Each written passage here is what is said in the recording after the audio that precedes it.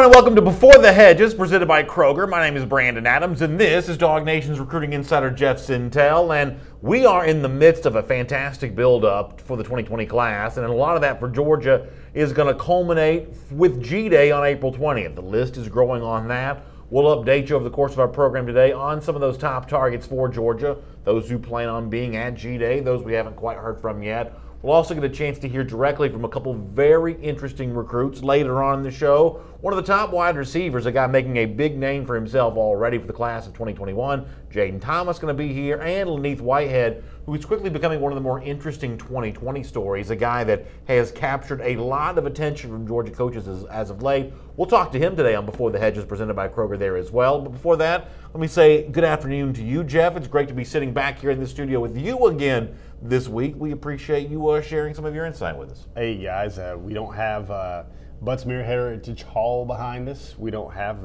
long-winded stand-up. That was an impressive opening monologue, by the way, though, Brandon. Wow. I think you got 45 seconds in there, but hey, got a lot of good stuff. And the first thing might sound a little complicated or whatever, but I mean, it's just something a guy that does this for a living, that has to live and breathe it for a living. It's kind of something I just came to realize was sort of the new normal, maybe about 8 to 10 months ago. All right, so let me kind of unpack this with you for a bit, because here's the one thing that I think some Georgia fans have kind of noticed as of late, that Georgia has built quite a recruiting machine. If you want to go back to 2016, arguably that was the greatest recruiting class ever for a coach that was yet to coach a game. Georgia solidly in the top 10 in Kirby Smart's first cycle. 2017, number 3 class in the country. It was, at the time, the best recruiting class that I think Georgia had ever had. 2018, the number 1 class in the country. 2019, number 2 class in the country. No shortage of elite prospects. And so now there's this assumption from many Georgia fans, and I probably would put myself in this group a little bit, that when Georgia goes head-to-head with its regional rivals, it ought to be able to knock them down and take whatever prospect it wants.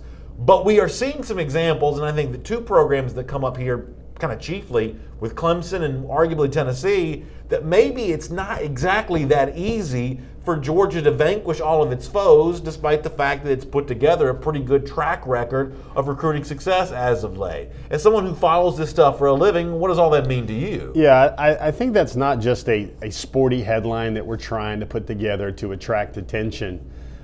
This fella and I kind of went back and forth about it because we wanted to kind of chop it up into morsels that everybody could understand. But, you know, simply put, folks, I don't think maybe the recruiting scorecard or a lot of these recruiting storylines are gonna ebb and flow like they have in the past. These will feel different. These will be different.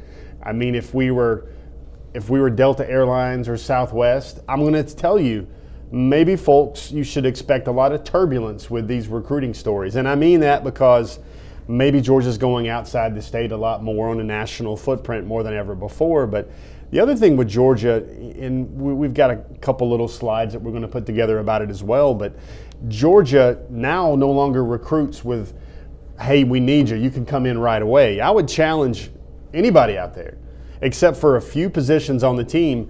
Ask yourself this: where does Georgia have a spot where they don't have an elite starter or elite depth, and they don't have a couple of guys there, at least for the next 2 years, that are already figured out? That's what's different right now about Georgia recruiting.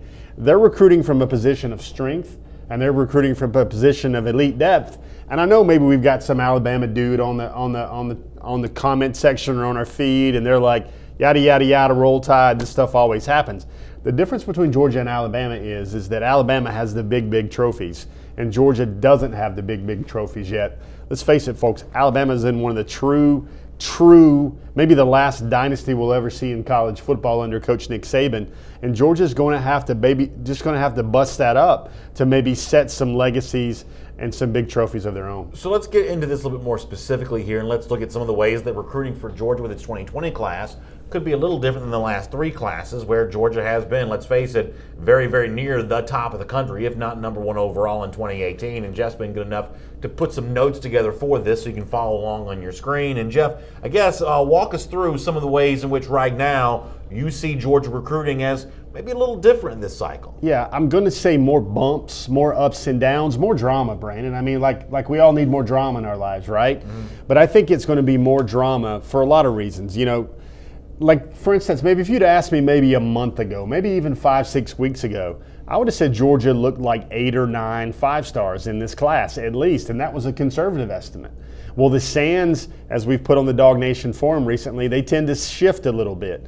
And there's some ebb and flow to a lot of these guys where I think the word fickle comes to mind. And that what brings me back to the 2019 recruiting class with guys that were trending Georgia and then trended away from Georgia and then maybe trended back to Georgia as well. And if we call up that first slide again, I just want to go over a couple of key points. Number one, you see, that's the point we made in the show open. UGA no longer recruits from an elite starter or deficit anymore. What I mean there, look at every spot on the roster and look and see whether there's an established guy with at least 2 years of eligibility left or a slew of new highly rated recruits that are coming to try and be one of those established guys. That's one of the main points of that. The other thing we see on that same slide is, Brandon, dudes just don't want to wait. They don't want to wait anymore. And the program, Georgia's not going to recruit any Bulldogs that will have to sit around and wait for 1 or 2 years to get on the field. They want guys that will come in and that will push their frontline Bulldogs. Yeah, and so, you know, Suzanne Akins brings up a name like Brian Brzee. Obviously, for a lot of fans, there has been this chatter out there of, well, gosh, as it stands right now, it looks like Brian Brzee's more likely to go to Clemson than Georgia. And, you know, we heard the interview last week that you conducted with Miles Murphy, and I think a lot of us left that interview thinking, wow, I didn't really feel too good about Murphy either. I mean, is some of the stuff with Murphy, some of the stuff with Brzee kind of the catalyst for some of this conversation? Well, look at Clemson. Clemson is now recruiting they don't have as many established guys on the defensive line anymore. I think they'll have 4, maybe 5 guys go in the top 3 rounds of the NFL draft. That's a conservative estimate right there. You look at a school, and another interesting development with Brzee is that he's been rated now and reclassified now as a defensive tackle. Yeah. That's just smart. There's no way a guy that's 285, 290, that's 6'5" like he is in high school already, that's not going to end up 315, 320 in college, and he's going to be an interior defensive lineman. Now he's going to be an active and a disruptive defensive lineman, but he's going to be a defensive lineman at that size. Nobody's 290 in high school and goes down to 255, 270 in college and to play maybe a stretch defensive end type set there. So that's what's interesting there with Clemson. You know, folks, let me just give it to you real. Part of this topic, part of the reason why we're talking about this today is I want to get you guys a little bit wrapped up and secure because those Clemson Tigers are about to go bonkers over the recruiting trail. I would imagine they pick up 3, maybe 4 guys inside the top 30 over the next week, over the next 10 days, over the next 3 weeks. Clemson is going to have a haul, and most Georgia fans are going to go, oh my gosh, can't we just play the games? When can we get to the games? When can we get some momentum of our own? Yeah. Clemson is going to rule the month of April in recruiting.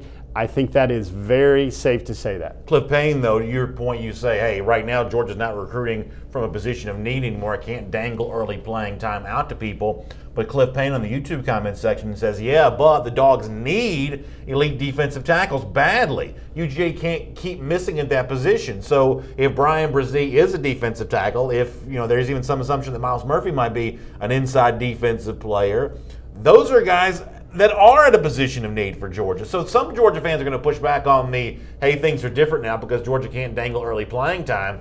I mean, it would certainly seem to be a case at defensive line where it could potentially do that. Well, I'm glad that this discussion is going the way it is because this is what a classroom, maybe a teaching, maybe a learning, continuing education environment should feel like. Number one, Miles Murphy is going to be an outside player. He's not going to be an inside player. And Georgia will always go out. But he's already pretty big, though, for the high school level. He's about 260. He's going to be a defensive end. A lot of people think he's a defensive end, which is different than a defensive tackle. He's just so nimble outside, and he's long. He ran a 4.62 laser at 260 pounds at the opening finals. Got to drop that Nike off there now. And, Cliff brings up a great point, and I think that probably dovetails us into the best point right now to go to our second slide that kind of goes into this a little bit further. And our second slide here, where we're looking at Georgia's recruiting, is there are positions, let's face it, that's our first slide, but I would expect back and forth targets in a lot of areas where the Bulldogs have stacked up players.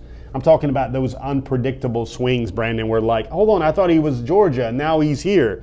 I don't expect Georgia to realistically pull in more than 1 to 2 elite guys at these positions right now. That's cornerback, that's inside linebacker, that's outside linebacker, and that's offensive guard.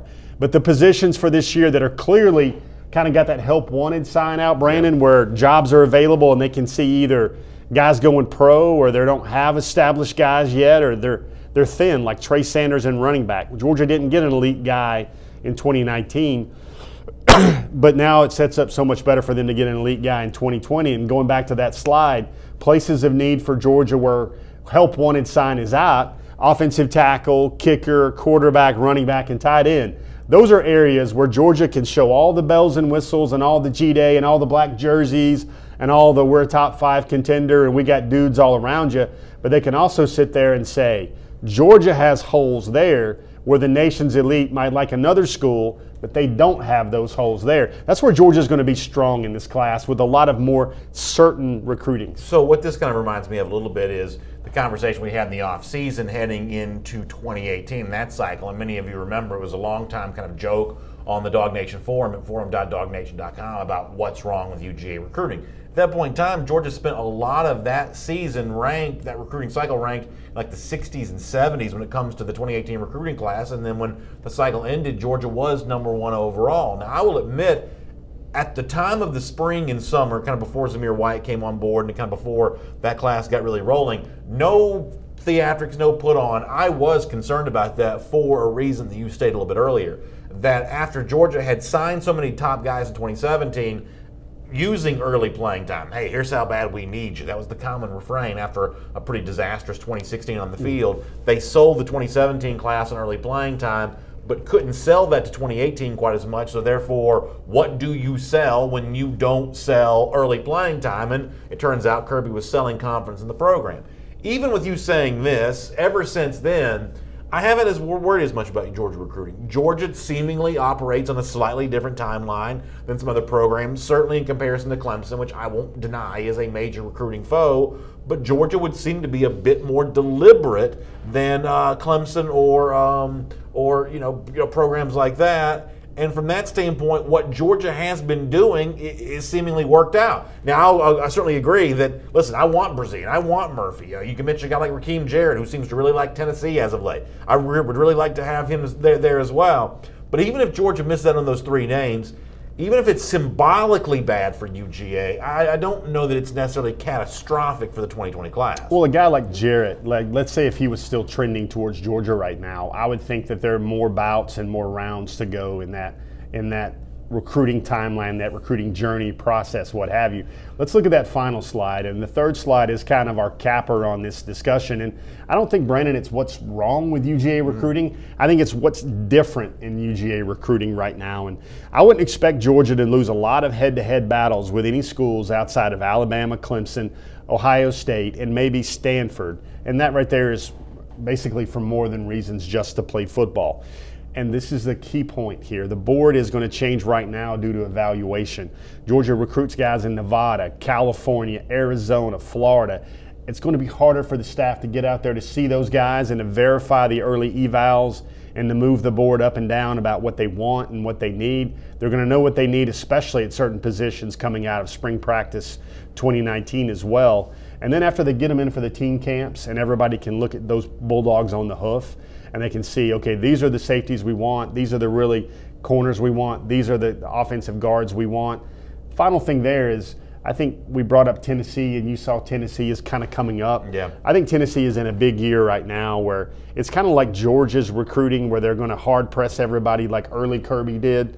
But now Tennessee now needs that 2017 season like Georgia had to nail down, okay, I like what I'm hearing. I could play right away. They don't have dudes quite like me yet, but they're not winning. And they need to see Tennessee win for them to maintain their recruiting momentum and everything else like that. The final thing here with Georgia, when you look at everything they're trying to do, I mean, this is a program that basically has a lot of the pieces, especially when guys like Don Blaylock and George Pickens and Micaiah Tongue and Eli Wolf and Brett Seither, get to campus. I think they do have the pieces there for an elite run, an elite team where fans can't look around and say, oh, we need to recruit that guy. He's going to be the difference. I think those guys are already there. And one difference between the 17 and 18 recruiting cycles I'd like to point out is in 2017, Georgia grabbed a lot of middle 5 stars, especially those guys in the state. Then what Georgia did in 2018 is in some ways, in a lot of positions, they recruited over those dudes by finding those high-level 5 stars, those top 150 players, and even those 5-star guys. Georgia had its greatest year of recruiting ever in 2017, and then they had an even better year in 2018, and then they kept up that trend in 2019. That's why things are getting harder, is Georgia's just recruiting off the very top shelf of the talent level now. So how is Georgia doing with some of its top targets for 2020? We'll update that coming up in just a moment. That's Jeff Sentell. I'm Brandon Adams.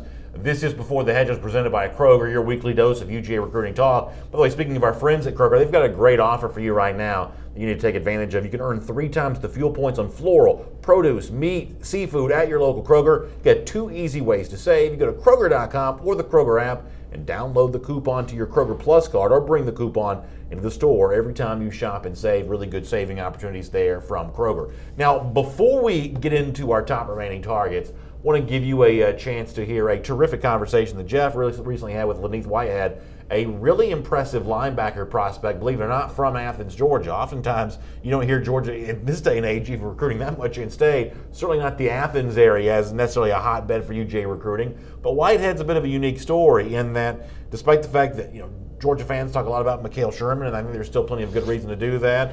Justin Flo, a guy you talk, a good bit about, for good reason. Whitehead, because apparently of a recent camp performance, has really gotten the attention of UGA. Before we hear from Whitehead and hear his thoughts about Georgia and his kind of pecking order for recruiting, would you mind giving us a little background on Whitehead himself? So Whitehead plays at Athens Academy. He wears number 4. He's a very interesting prospect in that he kind of wowed people at the opening. And Georgia had kind of told him, if you run a 4.5 on the laser at the opening and those times get out and the whole world sees it, then we're going to have to offer you. And he ran a 4.52, I believe, a 4.51. And that would make him, at least off the clock, off the gun, off the laser, the fastest inside linebacker in the room. Now, what Leneath does for Athens Academy, we'll have a lot more on him on the website as well, but this conversation really focuses in on his recruiting. But this is a player, guys, that would probably be the best baseball player, basketball player, and football player on the campus of Athens Academy. He's about 6'2", 233 and some change. Very interesting in that he's put up some games at Athens Academy where he's had close to 400 rushing yards and 15 to 20 tackles for a team that played for the state title against Eagles Landing Christian Academy last year. We know well from Justin Robinson. And he's a very interesting young man. I'll have a lot of thoughts on him coming up on the side a little bit later, but mind if I tee this one up? By all means. Leneath Whitehead, class of 2020, inside linebacker. Check him out. I kind of feel like with your recruiting that it's just really now starting. Like all of the big boys are putting cards on the table now. Is that the way? That's the way I look at it. How do you look at it? I've been receiving attraction from some of the big schools since maybe like after sophomore season, but no one has ever really like pulled the trigger. I just made sure they kept constant contact with me. But now I believe it's picking up a good bit. What did the Georgia offer mean? Have you always wanted, I guess you grew up in Morgan County, right? Yes. Have you always thought about being a Bulldog? What did that mean to you? In my early life, I watched Georgia because, I was in 30 minutes away. But I was just that big of a fanatic fan. But as I got older, I started, respect the game, and I like Georgia. So, but since high school, I've been wanting that UGA offer. So it was big for me. Is that almost a validation to some extent? Yeah, I can say that, yes. Everybody tells me that. Mm-hmm. In the state of Georgia, you're good when the school offers you. Yes. How do they recruit you, and what do you feel about the fit there right now with Georgia? I recruit me at linebacker, and I talk a good bit with Coach Schumann. I went to most of the games last year and the year before. And the linebacker situation is it's a pretty deep depth chart. You have about, I think either 7 or 8 is what we're talking about. But he always tells me that his biggest philosophy is like giving a kid opportunity. He said, you know, at practice you always get a chance to prove your worth. So I mean, you go into practice in the spring, you show out. For the first few days, you can easily get in and get first team reps, and they want to see how you react with that. So, height and weight, where are you right now? I'll be 6'2", 230. I think they're very, you know, they're stacked at inside linebacker. You can see that. You go to a practice, you can see Nakobe, you can see Tay, you can see Quay, you can see Channing. Exactly. You can see Monty. But they're only going to offer a few dudes at inside linebacker this year. Do you get the sense that you've made the cut, so to speak, where they're only going to offer a few guys, and now you're one of those guys? I'm very, like, at the beginning, I really didn't think much about it. Like, I didn't think they're like, oh, they can only take like 2 inside linebackers or so, whatever, how many number it is. I never really sat there and thought about that. I just kind of felt like I had finally got the offer. So it wasn't just that. But now that I sit here and think about it, and other people tell me about it, I'm like, okay, so you were good enough to get the offer from Georgia at inside linebacker. Are they going to be in it to the end for you? Are they a strong contender? Can we just kind of easily call it that? They're going to be a big contender for you going forward? Yes. Why? You know, it's a great program. I have a good connection with the coaches. You know, I like the way they flow with the practice. It's a lot like ours. You know, it's a high tempo. They're always moving. So I mean, I feel like I can adapt to that pretty easily. The lifting program is nice, and I like to lift. So. Which one of these recent offers? I know you got the Tennessee Big T on your. Kevin Shearer's an excellent recruiter and excellent coach. I know they've been kind of in it for you for a long time. Which other schools, if I'm going to portray this thought for you accurately, which other schools are really in it for you right now? That I have offers from? Yeah. I'll have to say UGA, Oklahoma, really all. Oklahoma, Tennessee, and South Carolina. Those are the schools. Now, you kind of caught yourself a little bit that you have offers from. Is there a school out there that you want an offer from that would get into your wheelhouse a little bit? Yes, I would say Clemson, for sure. For sure. It'd be Clemson and Auburn. Do you have a timeline? Some guys, you don't have to, but some guys say, my grandmother's birthday, my mama's birthday, I want to get this done before my senior year so I'm not a distraction to winning a ring. These are all very valid reasons. Do you have any reasons like that or any sort of thinking like that? Not necessarily. I think I wanted to go through my whole recruiting process, you know, see what schools I like, get a feel for each school that I have interest in, and then make my decision. So hopefully this summer. This summer? Yes. You see yourself committed before September? Yes. So Chris Branham in our Facebook comment section has an interesting comment. I think it plays well off what we just saw from Whitehead a moment ago. He says, I love that we go after the best players nationally, but I want to get some of these elite in-state guys that just want to be dogs, grew up loving Georgia. That would seem to be a pretty good description. I'm assuming for Whitehead. You know, Jeff, how do you respond to Georgia fans when they say that? Because I mentioned a couple of guys who played Whitehead's position, like a Justin Flo or like a Mikael Sherman. Those are names that someone like me talks about all the time. And admittedly, I want Georgia to sign the best 25 that it can. But, you know, back in the old days, I used to love seeing those in-state, homegrown guys signing up to be part of the Georgia program. What's your response to a guy like Chris who says, you know, Sherman and Flo are great and love to have them, but I like guys like Whitehead too? Well, I'm a big Leneath guy just after meeting with him and absorbing like what he means to his campus at Athens Academy and kind of how well he's put together, not just on the hoof physically, but like mentally, the way he thinks. He talks about reading To Kill a Mockingbird. He talks about, you know, everything at Athens Academy that pours into him and kind of makes him an all-around student athlete. What he wants to do in his life when ball is over. Those are all really great and interesting stories, but he runs that 4.50. He's that big. He's got great film. Tennessee's been on him forever. Once that 4.50 came out after the opening the opening regional in Atlanta, South Carolina offered, I believe. Oklahoma offered, I believe. And you listen to him, and when he talked about his board is really basically Auburn, South Carolina, Georgia, Oklahoma, Tennessee, and go ahead and kick the stump about this.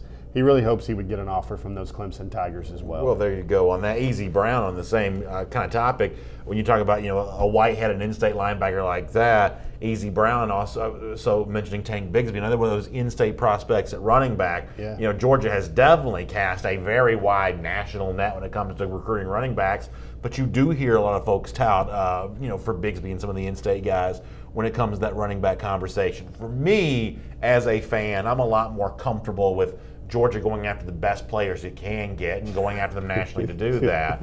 But I understand why some people like the in-state thing. That was a very good understatement right there. I'm very comfortable with Georgia going after with that. Connor, just go ahead and spit your gum out right there. Brendan said he was very comfortable with Georgia recruiting the 5 stars. Although, as I've told you privately, I think there are some out-of-state recruitments, like John Emery Jr. a year ago, where tactically it may have been unwise to put so many eggs in a basket of a player from a state in which it's very hard to pull talent from. Well, I got to say, you got to trust the evaluators on staff there. With Emery, Georgia felt he was their #1 guy on the board, and they told him he was their #1 guy. And it's kind of like high-stakes poker a little bit there. I think the hardest part with that briar patch that is Louisiana is there's a dominant LSU, a dominant SEC program that was ascending during the 2018 season.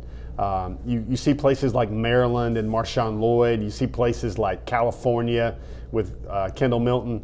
You don't see that, you know, huge football factory thriving machine that Georgia's going to have to go to war with for a player like that. And go to war with, I'm using that very loosely. Battle. Let me change that one up. You know what it is. It's 2020, 2019. Somebody's going to say, Jeff, it's not a war. Can I also bring up something else that's in our comment section? After this, we're going to do top targets, and we're going to get very, very busy very quickly.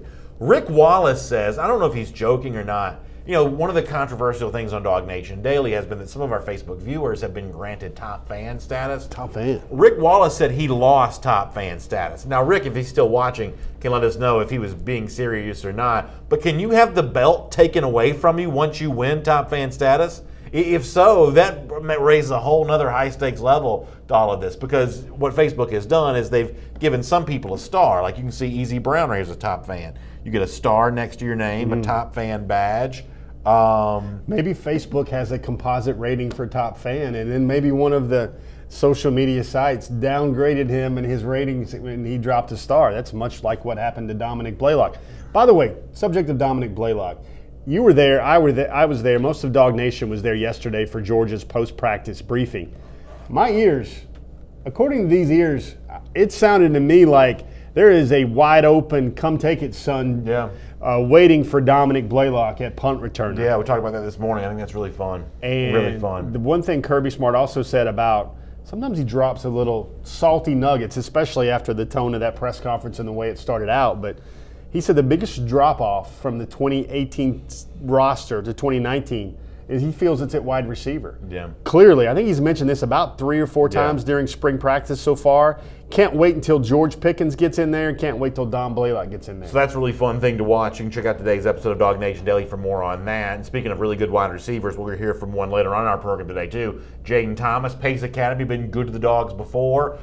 3 recent recruits out of that nice-looking program in Atlanta. Could Jaden Thomas be another from the class of 2021? We'll get some insight on that coming up. For now, though, we love to do this week at this time. It's a big-time update on the top 2020 targets of the Georgia Bulldogs and where things stand with them right now. Are you ready for this, man? You might. Can we get a camera on Brandon when he sees some of these roll out? We might have. By the way, as we fire up the music, this is an updated version, so these names are a little different than they have been before. So we needed to freshen up our 2020 targets. We have done that, and this is going to be new to me. Jeff has done this. I have not seen this. So let me go ahead and see name number 1 on the rebooted, refreshed 2020 top targets list. It is 5-star running back Kendall Milton from Clovis, California. And of course, the big news on Milton coming out yesterday. He plans to be at G-Day. Jeff, a quick synopsis of how important that is for the Dogs. 6'2", 223, already training for his freshman year, not his senior year in high school.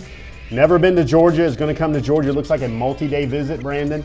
It also looks like that he obviously is going to be there on G-Day, and he thankfully, Brandon Adams has let it known that he is very comfortable with Georgia recruiting those 5-star elite running backs. Name number 2 in our list, top targets of the class of 2020. It's now Arik Gilbert. He's moving up, so you can read between the lines about some of the guys who are moving down now. Gilbert's a guy that I love. Seeing the video of him at these recent camps he's been a part of, he just towers over so much of the competition there. This is a unique specimen, a guy that is a really interesting tight end prospect. Jeff, what is there left to be said about Gilbert that hasn't been said at this point? In-state, tight end position, elite athlete, one of the nation's best. It checks every box. Arik Gilbert needs to go up higher on the list, and it's about time he got there, especially after dominating performances one after the other in 7-on-7 season. So if you're scoring at home, Brian Brzee and Miles Murphy are sinking like the Lusitania right now. But nonetheless, we're going to keep this rolling. Name number 3 in our top targets of the class of 2020. He does show up. It is Brian Brzee from Damascus, Maryland. And Jeff, we all know the context here. We know there's a strong Clemson lean, at least there certainly seems to be. What's it going to take for Georgia to change that right now, if anything? So Brzee's going to take his official this month to Oklahoma. That's been reported by 24/7 Sports. He's also got schools like Penn State, Alabama on his radar as well. Clemson, he's going to be there for the spring game this weekend. That all-in hashtag. I think Georgia fans need to look for just simply him to come out of that game, not publicly committed. Sure. at the very least. Brzee going to also look at Michigan. He's going to look at Ohio State again as well. But I hope Brzee doesn't twist his ankle stepping over the cases of Osterine that are strewn outside the Clemson locker room. He's now a defensive tackle, which I think makes a lot of sense. I think Georgia with him, that's about the right place where he needs to be, where Georgia's maybe not front and center, but they're just right there in the mix of it. Let's move on here. Name number, 4 now in our top targets of the class of 2020. Let's get an update on that. It is Darnell Washington. We call him a 5-star athlete. That's how he's classified by the recruiting services. And yet, much like Gilbert, he's one of these, kind of the West Coast version of this rare athlete of the tight end position. 6'7.5", about 255, runs a 4.71 in the 40. Maybe the truer tight end, where you look at Arik Gilbert, and you see a lot of, he's a Jimmy Graham type, a hybrid type, a guy that can flex out and play some slot. Georgia needs those tight ends. Eli Wolf will be gone. Charlie Warner will be gone, so Georgia definitely needs at least 2 big-time tight ends in 2020. Remember we said earlier at the top of our show, help wanted, vacancy, elite players needed. That's where Georgia's tight end recruiting, I feel, will be a little less volatile. On a slightly different subject, Maurice Long bringing up new details in the Brenton Cox and Robert Beal situation. Go to dognation.com. Mike Griffin's got a lot on that at dognation.com. The honest truth, y'all, is I'm kind of tired of talking about this. But if you want to kind of keep one browser up on Before the Hedges and check out the Dog Nation piece, Mike Griffin does have new details from that police report that have just been released. So we should do our part and let you know that it is there. But I can't talk more about Beal and Cox. At this point in time, I've done all I can do on that. The one thing I'll say, and I've listened to a lot of sources and heard from a lot of people that follow the program, around the program, that care deeply about the program, I think the biggest thing is just disappointment. A championship team, a team that has championship aspirations, especially guys like Cox and Beal who have guys of merit coming after their playing time and their reps and their jobs, that's not the type of focus you want to see from these young men, however talented they may be, during spring drills. All right, let's keep it going here. The next name on our top targets list, another running back, Marshawn Lloyd out of Hyattsville, Maryland. We know Milton in the building for G-Day. Is there a chance Georgia can host 2 5-star running backs? I'm sort of like the kid in the hospital who was like, Lou Gehrig, could you hit me 2 home runs? I'm looking at Jeff Sintel and saying, could you get me 2 5-star running backs on campus for G-Day? Still possible. Marshawn Lloyd is checking out South Carolina again this weekend. I think their spring game is this weekend. Has he checked out South Carolina's rushing stats for the last 3 years? Yeah.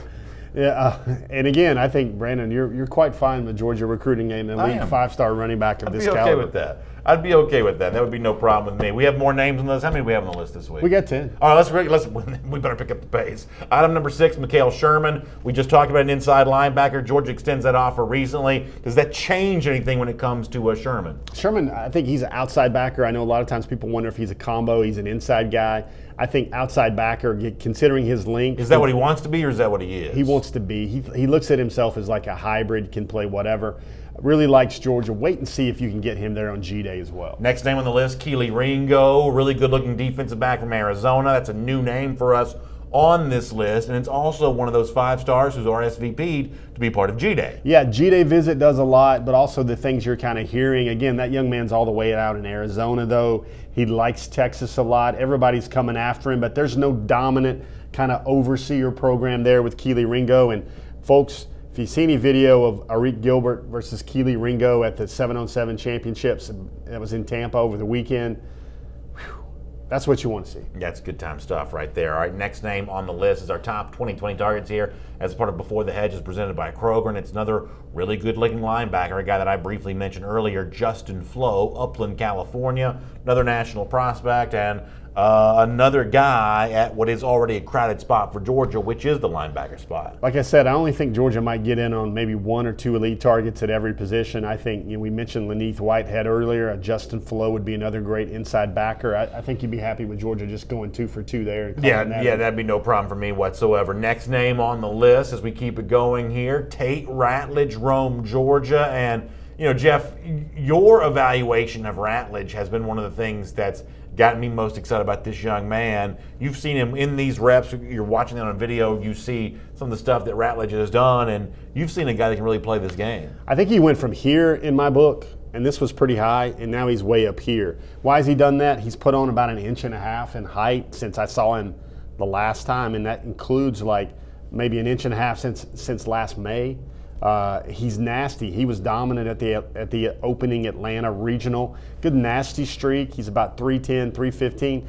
To me, at least of what I see, and I pilfer through things and I filter things out, seems like it's Georgia and Tennessee here right now. Final name on the, which for a Rome prospect, maybe not all that surprising, final name on the list, and my gosh, he's all the way down to 10th now. He ain't got any worse as a player, so you can figure out what that means, that Miles Murphy from Powder Springs, now 10th on the list. I'm sticking by my guns, Jeff, and you can say all you want to about, hey, Georgia's, unique positioning, giving the success it's had in recruiting as of late. That's all fine. There is a symbolic loss for Georgia, a bit of a black eye, if you let Murphy get out of this state and go somewhere else. Auburn, Clemson, 2 of the schools that he's mentioned. That's a bad look for Georgia. And listen, my Twitter mentions are filled with people saying, Trey Scott's got to step it up, and that's not going to quiet some of those kinds of concerns. Yeah, I think Murphy, again, this list is supposed to be indicative of kind of like mutual interest and worth and how good they are and depth and how much they would mean to the class. And I think 10 was about where Murphy needs to be. He's got Georgia in it, but he doesn't have Georgia maybe front and center. Yeah. Auburn and Clemson, he had warm, fuzzy things to say about those 2 schools at the opening Atlanta regional. Also is really investing in their engineering programs, looking at their academic sides of things. Hasn't done that yet with Georgia. Yeah. Wait and see if he takes a G-Day trip as well. Because the one thing when you think about Auburn and Clemson, the first word that comes to mind is academics. Academics and engineering. There you go, getting a little salty. Listen, that's the first thing you think of. You handle people who wear orange overalls to games. Academics, boy, it just leaps right off the page. Brandon, you handled the Brazil slide to 3 very well. You're not handling the number Murphy to number 10 that well at all. Well, listen, I got no beef with him. I want him to go where he's happy, but still. I got a constituency to represent here. Quality, great product. It's nothing about, Miles Murphy got 1/10 of a second slower or didn't get great reps at the Atlanta opening. Miles Murphy, right now, Georgia still in the fight, but they got some work to do. Speaking of the fight, there are going to be some great basketball games fighting it out this weekend. Many of you plan on watching that. Some of you may be hosting some parties. Some of you just want to root against Auburn, which is not a bad idea for me either. So whatever you're doing, you got some big weekend plans. Score big on savings with fan favorites at Kroger like meat and cheese party trays, pork back ribs, bone-in chicken wings. You've got great savings on that right now at your local Atlanta Kroger. Hope you will check that out. Later on, hope you'll stick around. We're going to give away a $50 Kroger How About Them Groceries gift card. That's going to be a lot of fun. We'll also do our weekly 6-pack as Jeff tries to stump us, mostly succeeding at stumping me with his trivia questions. We shall do that too. Before that, though, another great interview with a terrific prospect. And this is a name that you're going to hear a lot more about in the months ahead. Pace Academy has become a real pipeline of top-flight college prospects. 3 players in the Georgia roster right now that were a part of the Pace program. 2 along the offensive line with Andrew Thomas, Jabari Salyer, and of course Trey Blunt, a 4-star wide receiver from the 2017 class. Well, the next great receiver from Pace, and likely maybe the next great receiver around the country, is Jaden Thomas. Jeff, real quickly before we hear from Thomas, set us up with what you know of Thomas as a player right now. So number one, this line will appear on DogNation.com. I guarantee you that. Jaden Thomas catches bombs, and hits bombs. He is an accomplished baseball player for Pace Academy, a slugger in his own right. Pace produced Michael Barrett back in the mid-'90s, a former major league catcher. There's a major league history for Pace there as well. Brandon dropping the intel there with Pace as well. And the other thing you want to know about, I really liked him beginning last year. I saw him deal a lot with, I don't know if you remember this young fella's name, but Jaden Hazelwood. Sure. He was Pace Academy's best athlete, and they had him shadowing Jaden Hazelwood quite a lot in the Cedar Grove Pace Academy game. Justin's got a lot of interest. I think he is a blossoming, emerging prospect. He got like an Ohio State offer, like as a freshman or something like that, right? I mean, he's 6'1", 198, and let's hear about Mr. Thomas right now out of Pace Academy. What does this do for you? What do you feel like after this? Feel great. Got to show my skills off in this camp with all the top high schoolers, you know. Came out here, did what I had to. Yeah, I enjoyed it. What are your thoughts on your card? What's good? What was surprising? What was I can do a little bit better next time? Definitely my vert. I can do much better, but my 40, I'm proud because I haven't been like in 40 like training because of baseball. But yeah, and then I'm proud of my power ball. It's also helped with baseball too.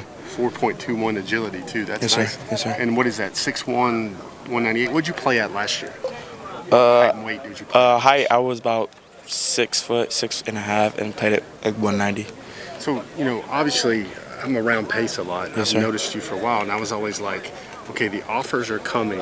This was last year. Yes, sir. Took a bunch of photos, learned about you, filed your name away. Yes, sir. And now the ability is starting to come around. Before you was just this kid with size and height and skills and potential. Yes, sir. What's flashing for you right now? What's happening for you right now with your game? What do you see? I see I'm just getting bigger, stronger, and faster. Definitely in the weight room is helping me out because I've just noticed over time I've gotten way faster and bigger. So yeah, it's also helping me on the field. What does your recruiting look like? Is it kind of still in the baby steps, or which schools are really getting down the road with you right now? Ohio State and Georgia are really starting to come after me, visiting my school, talking to me, like making me feel like I'm at home. Yeah. What do you feel about Georgia? How do you feel about them? I love Georgia. The atmosphere feels just like home. Coaches are nice. Coach Hankton, Coach Smart. I really love them. Let's balance that out with Ohio State. How do you feel about the Buckeyes? I love them too. You know, Coach Day came and visited me. The wide receivers coach did, just letting me know that they're still here for me, and yeah, home field too. Did you grow up in the state of Georgia? Yes, sir, Georgia. So did you grow up a Georgia fan, or what's that look for you? Not really. I was more of like a Virginia Tech fan because my grandpa went there, first black quarterback there. And so we've never really liked Georgia, but until now I've started really to fall in love with Georgia though. Love that part of your story about your grandfather, first black quarterback, African-American quarterback at Virginia Tech. What is that? What sort of inspiration is he to you? He just gives me everything to know that no matter what, I can do anything I want to succeed in life. Now, Pace guys are a little bit cerebral. They know what they're going. They want to streamline their plan. They want to figure out their recruiting, whether the recruiting won't overwhelm them. That was the same thing with Andrew, same thing with Trey, same thing with Jamari. What is yours going to look like? Do you want to have things settled before they get crazy? Do you want to do it before your junior year, after your junior year? What does your timeline look like? I really don't know right now, you know. I'm just enjoying the experience. Whatever happens, happens, and I just look forward to committing one day. Compare the feelings you have right now between Ohio State and Georgia. Is it a different kind of love for each school, or does it feel the same, like different flavors of what you like? It's kind of different flavor, like, I don't know. They kind of both feel like home, but there's just a difference. But I like both of them, though, definitely. I love both the flavors. What's the degree look like? What do you want to get there? How do those schools match up for that? Definitely a business school. When I went on my visit to Ohio State, the Michigan game, they showed me their business program, and I really liked it, too. Would you say those two schools are the ones that are hitting you up the most? Yes, sir, most definitely. And do you feel confident that they're ready when you are? Like they would accept your commitments? What have they told you about that? They both said they wanted me, and whatever is pretty much fine. But, yeah. How far away are you from that? It sounds like you're just kind of first quarter, second quarter of your decision right now. Yeah, I'm not there yet, but I don't know when I get there. But I'm definitely not there yet right now. Biggest thing you like about Ohio State's what? Atmosphere, definitely. Same question about Georgia. Yes, sir. And Georgia's home. It's just home. Everybody says it's home, and it feels like home. You going to visit anywhere soon?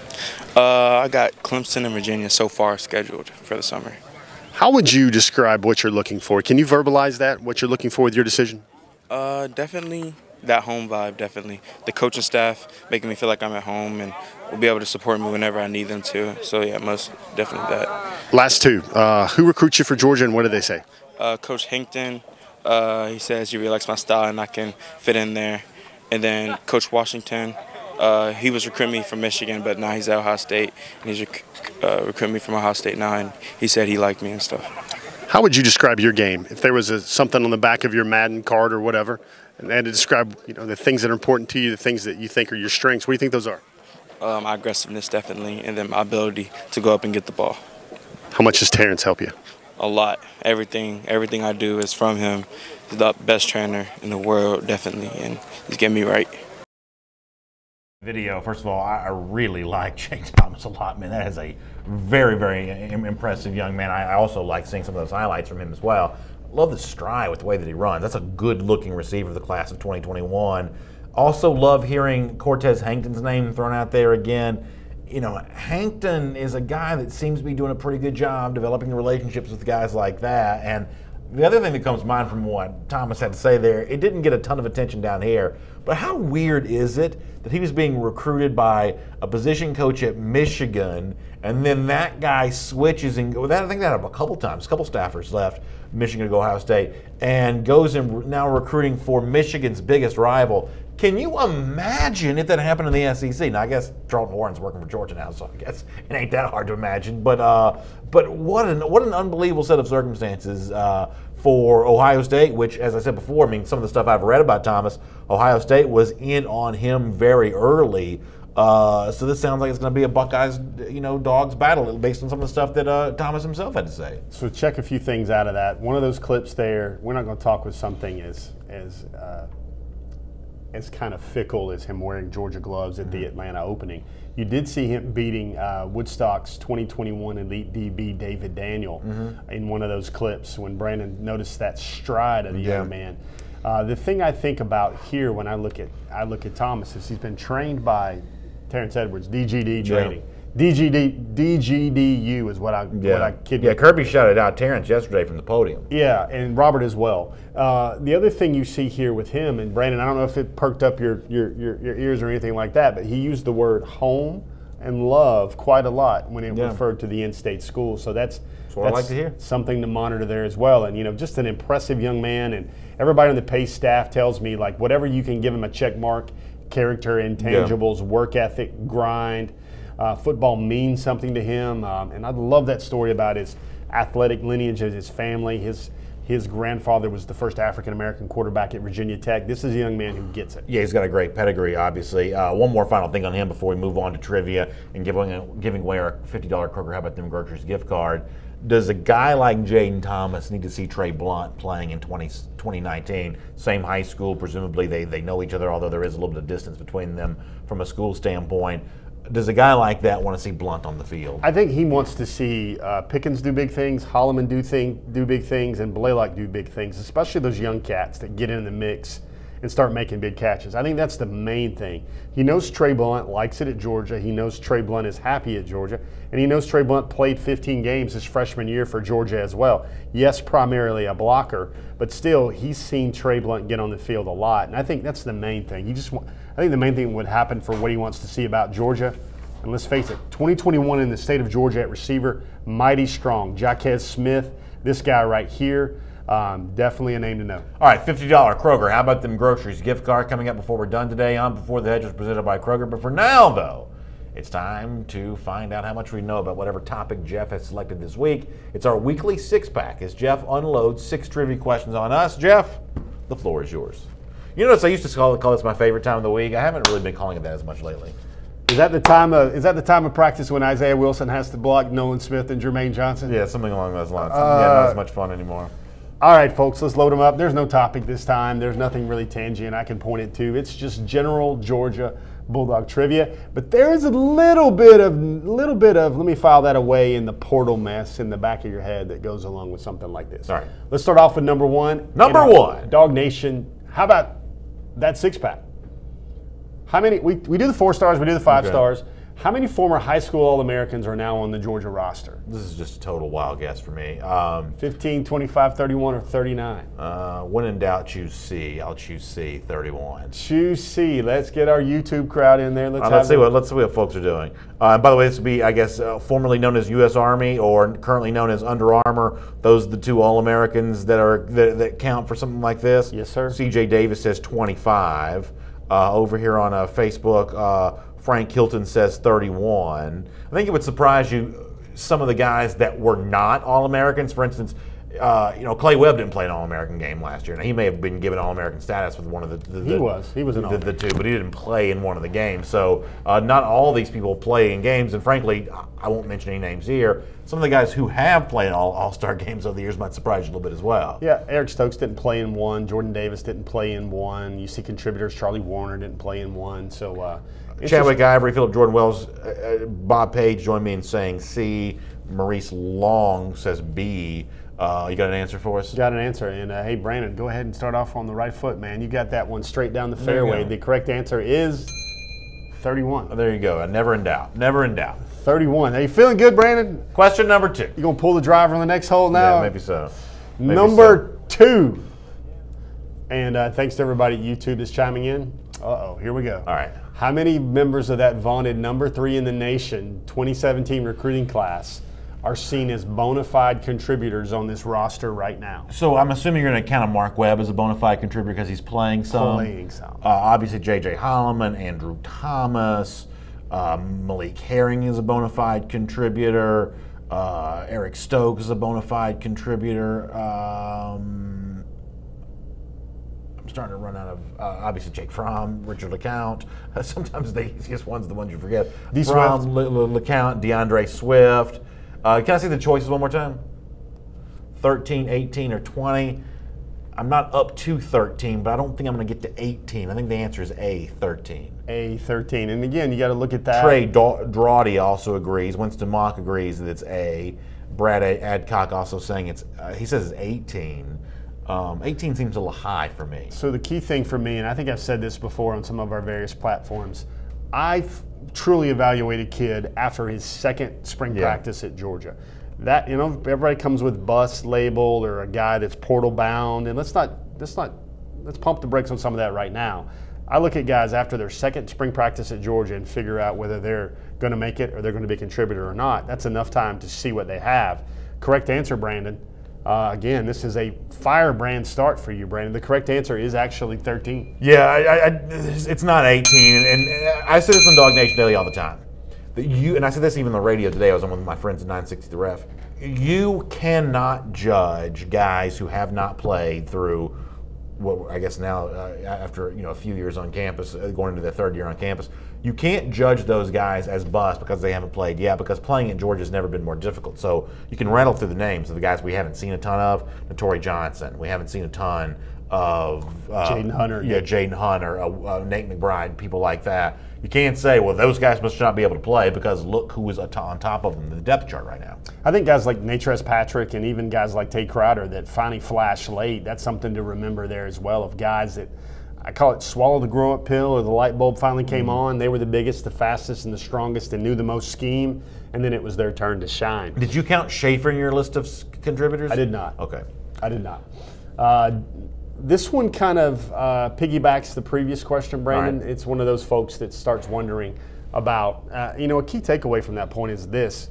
Out of the 26 dudes they signed, they've only gotten 13 contributions from them so far. That seems about right to me. After their first 2 seasons. That seems about right. Let's look at our third trivia question of the day. How many members of that class face a vital "this is your time" year ahead in regard to the 2019 campaign? This is a little negative, but I'll go down this road. Schaefer and Notori for sure. I'm not going to mention names. Hold on. 1, 2, 3, 4, 5. What are my choices again? I'm up to 5 in my mind already. I'm not going to be mentioning names though. Yeah, sure. Can I see the choices one more time? Not 10. I guess it's 5. I mean, is it really 10? Let's see what. I'm up to at least 5, so it's going to be more than that. So I guess maybe it is 10. Dallas Schwartz. Hunter Short says B. Chris McGee says B. Frank Hilton says B. Yeah, I mean, Van Bird says B. So I guess it's 10. I guess I'll go 10. It seems like it's going to be more than 5 because I just thought of 5 in my head right away. Dallas Schwartz has said A, and then Darren Johnson had an A, but he changed it to B. Dallas Schwartz had 13 as his lucky number. CJ Davis has 5. Hey guys, thanks for getting in on this show and taking a shot at this. I mean, Brandon, he dutifully steps up and faces the music every week on this, and we do appreciate everybody that answers. Like, I'm up to at least 5. So I'm assuming there's at least one more that I'm not thinking of, so that means I'm going to say it's 10. Let's look at the answers. 10. 10. 10. Yeah, I mean, some of the guys you're going to include in that 10 are playing at least a little bit, right? Yeah, but this is their year to make a move. Yeah. That's what I mean. This is their time. Well, here's the other thing, too, is, and I don't mean to cut you off, but first of all, when it comes to like potential portal conversations, we don't know yet post-spring, post-game 4 for teams. We don't know if it's going to be this flood of players. It may or may not be. Y2K, things like that, they don't always work out quite as catastrophically as we think that they might. But don't be surprised if it's some of the guys who do play who say, I'm good enough to play, I'm on the field, I just need to be playing more. That may be some of the spring practice stuff in the portal, not necessarily for Georgia, but for college football in general. Yeah, and I like the way you handled that right there, friend, how you didn't name names, but all I wanted to get people a sense of is it's their time. It's go time for a lot of these guys where flap your wings, make plays, and make it happen. There's a lot of guys in that 17 class that this is really their time. And, let's not forget, Brandon, there's a lot of people on that roster that work hard, they go to class, they get their A's and B's, they're matriculating towards their degree. They're good teammates, they're good workers in the weight room, and they do whatever Georgia asks of them. Yeah. Some people are quite happy with not being the man or not being the guy that gets their name in a big headline. That's exactly right. All right, next question. Number 4. Number 4. Let me take you back a little bit, see what you remember. Which current Georgia Bulldog was a member? By the way, you're 3 for 3. I am. Which current Georgia Bulldog was a member of the concert band in high school? Okay. So you got Wilson. You can finish reading. I'm sorry. Isaiah Wilson, Eric Stokes, Andrew Thomas, Owen Condon, and John Fitzpatrick. So it's the concert band, not the marching band, because these guys are all obviously playing on Friday night. I'm really, really tempted to say Isaiah Wilson because it dang near seems that everybody in school played an instrument, because I feel like they all played instruments leading up to his commitment ceremony back in that December. So I'm feeling a little bit biased right now in favor of Wilson, just given the fact that so many people in his school seem to be musically inclined. It's like, I'm going to date myself here, it's like he went to the Fame School, for those of you that remember that TV show from back in the 80s. It sort of feels like that. Stokes, I don't get a sense on one way or another. I could see Andrew Thomas being a musician. Owen Condon, I don't really know one way or another. John Fitzpatrick's kind of a smart guy. I could see him knowing how to play an instrument. I want to go offensive line here, though, and say it's either Wilson or Thomas. And I'm going to assume that my bias on Wilson is wrong, and I'm going to say Andrew Thomas. Andrew Thomas. So let's look at those categories one more time. Let's drop a few things about that. Everybody's noticed Isaiah Wilson on social media. He's a funny dude, active Bulldog. A lot of guitars, want to be a rock star type themes he's throwing around right now. You going down the list there, you see Andrew Thomas. And you and I were remarking when we were walking back from Butts-Mehre Heritage Hall last night, that we walk by Rankin and we see Andrew either on the way to the academic center or in the academic center or leaving the academic center. And this is a kid, I'm just going to guess, has a 3.4, 3.3 at least at the University of Georgia. Yeah, if Mr. and Miss Thomas are watching right now, we can happily report that your son is doing plenty of study. Yeah, that's the biggest intel for the Thomas family. That boy is in Rankin, no doubt about that. And number E, I just want to do things. Everybody look at John Fitzpatrick. Every time I see him, I think of the guy that would play Superman. Yeah. Christopher Reeve look-alike. He's tall. He's got the chiseled. He's got that look, that all-American look. I think of Christopher Reeve. He's too tall to be a musician, though. Musicians are notoriously short. Notoriously. After all that, I'm happy to report, Brandon, that you, my man, are now 4 for 4. Nice. Give him a big ding. Nice. So I was very tempted to say Isaiah Wilson to begin with, but I kind of veered it back in the right direction and said Andrew Thomas. You know, if we had shining moments so far of six-pack trivia so far for 2019, this might be it. The way you broke down and aligned your thoughts and redirected, that was one of your better moments. This might be it. All right, I'm feeling very good. Take a bow. Feed the hot hand here. Take a bow. Which current Bulldogs showed off an artistic side in high school? It says college, it's high school, with sculptures and a painting of movie star Sam Elliott. All right, one of these guys did Sam Elliott. It ain't Cade Mays. Isaiah Wilson, Channing Tindall, Sawyer, Mark Webb. It doesn't feel like a Mays thing to do, but I have a hard time seeing those other guys necessarily being that big fans of Sam Elliott. This is a tough choice. We got Dallas Schwartz is 2 for 4. Somebody was happy that they're 3 for 3. I don't see any of these guys painting Sam Elliott. This doesn't feel like something they would know about. He's the guy with the mustache from the cowboy movies? Lonesome Dove, the guy in Tombstone. The guy that's like the narrator in Big Lebowski? Yeah, he's all that. He's the guy that's in a lot of great movies. He's the guy that's in A Star is Born. You've seen A Star is Born, right? He's the brother. No, I haven't, but I know the song. Philip Jordan Wells says it's Jamari Salyer. I'm stumped on this one. Nathan Henderson says A. I'm stumped. If you would asked me, I wouldn't have told you any one of these people knew who Sam Elliott was. No, that's no disrespect. I just didn't really feel like it was Sam Elliott. Are you not going to turn an answer into the I portal? feel like Cade Mays be too busy fist fighting with his high school classmates to. I mean, he just seems like a tough guy, right? He's not slowing down long enough to paint a painting. Duck hunter, right? That's what exactly. He'd be in a bog somewhere, right, in Arkansas, in duck hunting territory. All right. Give me an answer, sir. Chadwick Ivory says A, so I guess I'll go Cade Mays. A, Cade Mays. Darren Johnson says Webb. Let's look at the board. Never doubt my man Jamari. Jamari Salyer. How does he know who Sam Elliott is? Jamari is a soulful dude. Boy, these Pace kids are smart now. It's pretty good, actually. I'll tweet it out sometime later this week on my feed. Somebody remind me. I've got a picture of his Sam Elliott painting. He also had a painting of a Georgia Bulldog tackling a Clemson Tiger. Connor Riley's going to join us. I don't have an earpiece in, so I'm not going to be able to hear him, but say what you want to say. I was going to say, Jamari Salyer strikes me as a guy who's a big fan of Tombstone and oh my God, I'm blanking on the thing he was just nominated for an Academy Award.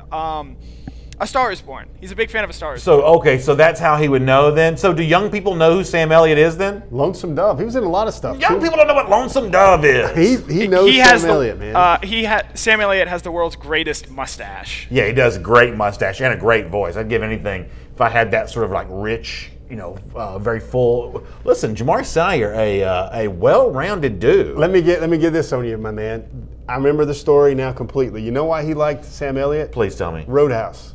Okay. You remember that bouncer in Roadhouse, the one that taught Patrick Swayze everything he knows? Okay, yeah. Yeah. And I am right. He is the narrator in Big Lebowski, right? The one that sits or not the narrator, but the one that sits at the bar or whatever. Can somebody, I know the answer. Philip Jordan Wells also says that Sam Elliott was in Cars. I didn't realize that. I'll give everybody 3 seconds to give me the name of the Sam Elliott character in Roadhouse. I don't know the name. 3, 2, 1. Wade Garrett. Okay. Really great movie. For some reason, I don't like Roadhouse as much as some people do. I don't dislike it, but it's like a cult movie. For me, it's just an okay movie. By the way, Easy Brown says he's pulling a BA right now. Easy, let's not use my name negatively, please. you know who belongs in Roadhouse would be Cade Mays. That's the guy that belongs. Cade Mays would be a good Roadhouse guy. Yeah. I think there's a much better chance that he would be a bouncer at a bar than paint a painting of anything. And I mean that as the biggest compliment. I want my offensive lineman to be that way. That's the way I see Cade. Let's move on. One more. Darren Johnson also says Raleigh Fingers will be in competition with the great mustache. It was a good one, Mr. Fingers. Oh, it's also in the Netflix show The Ranch. Thank you, CJ Davis. My wife watched that. She binge watched that.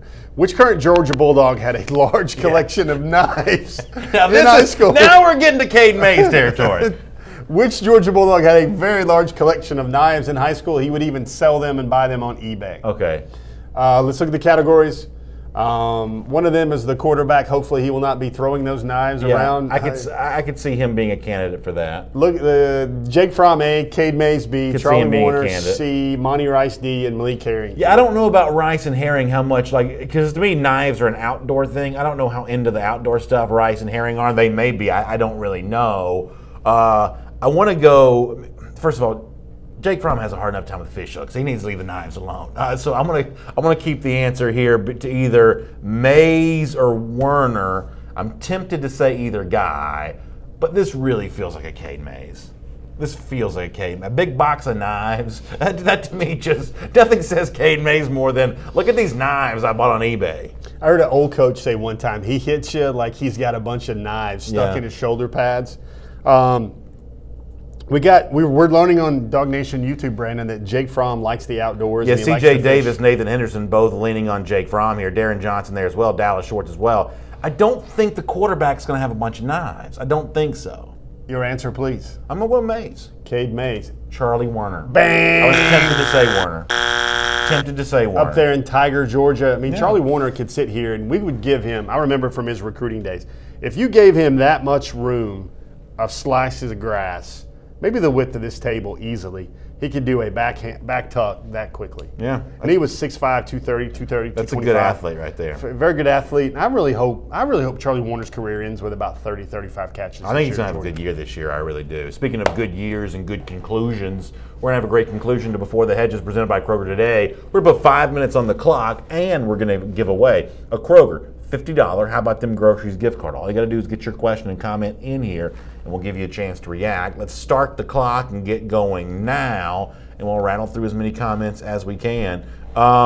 Jacob Thompson brings up DeAndre Swift. How big of a year do you think Swift has this year? Ooh, I think he's going to be healthy. I think he's going to be kept under wraps, especially in spring and in the fall. I think a 1,300-yard year. By the way, Charles Kaiser, Frank Hilton, all proud of themselves for going 4 yeses, 2 nos, 4 correct answers. Pretty good job in the trivia, right? Yeah, the other thing with Swift is I don't know if he'll have as many carries or slightly more carries, but I think his yards per carry behind that behemoth of an offensive line is going to be around 7 yards per carry this year. Willie Gray Jr. says, I think Kirby scheduling Power 5 schools will pay major dividends in the long run. Other schools will soon follow, like Bama did with Notre Dame. As a fan, I do like Georgia leading the way on this scheduling overall. What do you think about that, Jeff? I think it is and I don't really throw praise around really lightly. I think it's a brilliant move because you're looking at the future of college football, and maybe Kirby, and I guess, 2029, he'll probably be, oh my gosh, Kirby Smart will be over 50 years of age by 2029.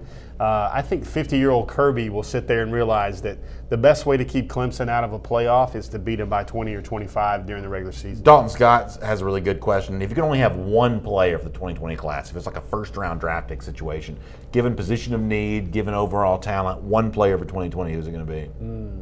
I'm going to be true to the board I just put out there. I think if you're giving me Broderick Jones already as a given inside the class, then my pick would have to be Kendall Milton. I think you need that running back to replace DeAndre Swift. I think it's a really good answer. Charles Kaiser says, are we missing out on Brzee and Murphy, or too early to say? I would say that right now Georgia is not the lead dog in those recruitments. Easy Brown says, can Kyrus Jackson break through this year? Kyrus is a guy. I'm curious. I think Kyrus, Kirby Smart said that he wanted to see a little bit more of Kyrus, but that's because he's expecting a whole lot. Like, they're expecting Kyrus to function like McCole, like Riley Ridley, and then also like Terry Godwin did as well. And he's just not there yet. Those guys have been 3 years in the program. I think they need Dominic Blaylock in bad because they need to have 2 or 3 good slots for 2019. Frank Hilton asked about Demetrius Robertson's status. Kirby talked about him yesterday.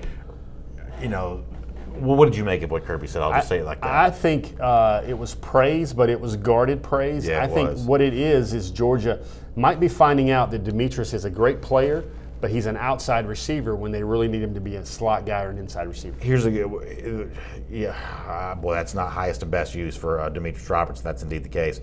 Darren Johnson says, this is a good question, between Rylan Goody, Tresman Marshall, and Ryan Davis, who recovers the fastest?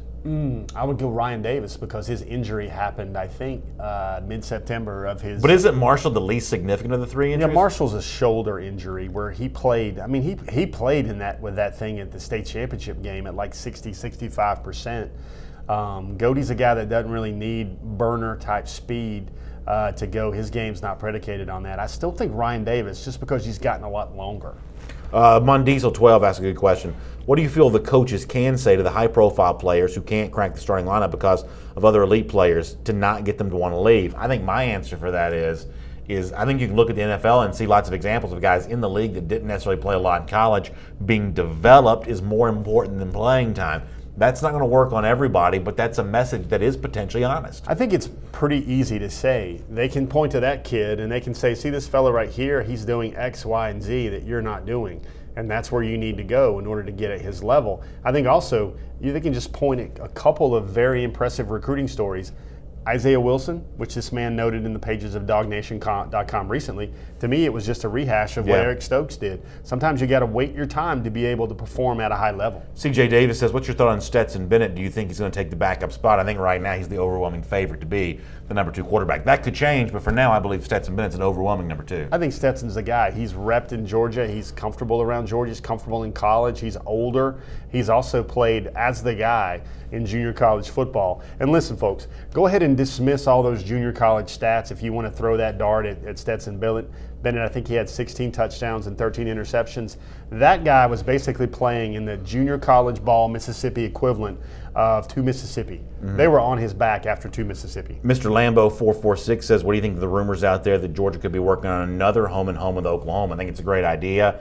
I think that you want to knock Oklahoma out of the college football playoff conversation if you can. And despite the fact that Georgia doesn't recruit that much in Oklahoma, with apologies to Owen Condon, that game would get gigantic TV ratings, which every recruit would be watching. Every TV executive wants that game. Every network wants that game because it is a rematch of that thrilling Rose Bowl game. Those two schools can start to build a very good history against one another. Yeah, that's exactly right.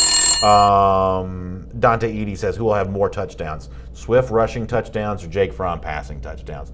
I mean, Jake's going to have a lot more passing touchdowns, you'd hope. Jake's going to have about 35 passing touchdowns. That would be the bar, I would think, 30, 35.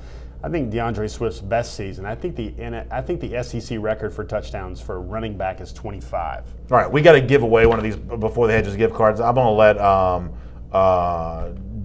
Jeff help us figure that out after the show. We'll announce the winner via social media channels and things like that. We appreciate you all being a part of our program here today. Great stuff. Huge thanks to Michael Carvel and Connor Riley on the other side of the glass, keeping things up and running. Jeff, great recruiting information as well. Yeah, one disclaimer there. We're going to reach you guys out through Facebook Messenger because our winner will come off Facebook today. We're going to reach out to you through Facebook Messenger, so we're going to send you a message via Facebook Messenger. So have your ears up about that. Yes. So great stuff. See you tomorrow morning, 10 a.m. for Dog Nation Daily Live. Jeff Sintel's got you covered at dognation.com with the latest recruiting news. That visitor list for G-Day will be growing, and every time it does, Jeff will be all over that. Y'all have a great day. See you next week for Before the Hedges, Wednesdays at 3. And as I said, tomorrow morning at 10 a.m. for Dog Nation Daily. Good afternoon, everybody.